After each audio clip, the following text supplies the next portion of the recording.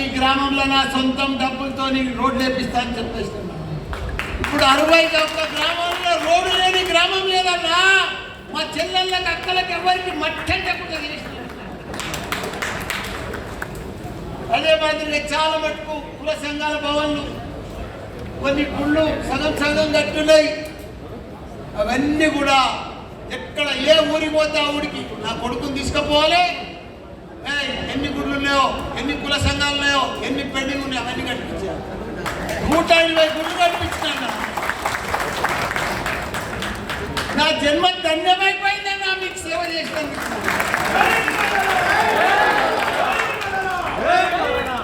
ఇప్పుడు నన్ను గెలిపించింది ఈ గవర్నమెంట్. బుల్చుకులు వచ్చేసింది. మనం ఊహించలే కాంగ్రెస్ వస్తుందని. కళలో కూడా అనుకోలే మనము. వాళ్ళు అనుకోలే, మనం అనుకోలే. బుల్చుకులు వచ్చేసింది. అయినా మనం ప్రజలకు దగ్గర ఉన్నాం. ప్రజలకు కూడా ఇప్పుడు అర్థమైపోయింది. అయ్యో ఎంత మోసపోతుంది, ఎంత ఇచ్చేస్తుంది.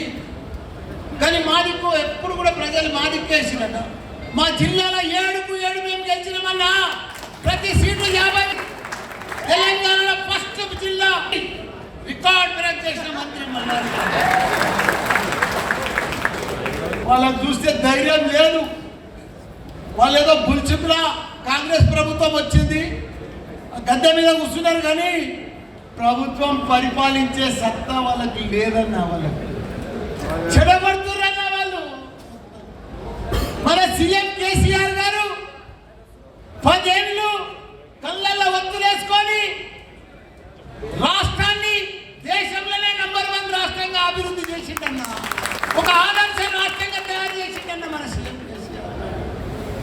12,769 గ్రామాలుంటే ప్రతి గ్రామంకు గ్రేవ్ యార్డు, డంపింగ్ యార్డు, మళ్ళీ క్రీడా మైదానం, నర్సరీ, ఇవన్నీ కూడా తాగునీరు, సాగునీరు చేసిన ఘనత మన సీఎం కేసీఆర్.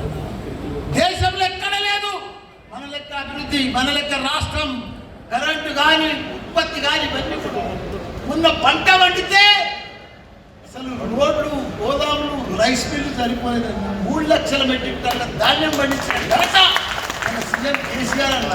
దేశానికే అన్నం పెట్టే రాష్ట్రాన్ని అన్నపూర్ణ రాష్ట్రంగా తయారు చేసి మన కేసీఆర్ గారు మన రాష్ట్రాన్ని.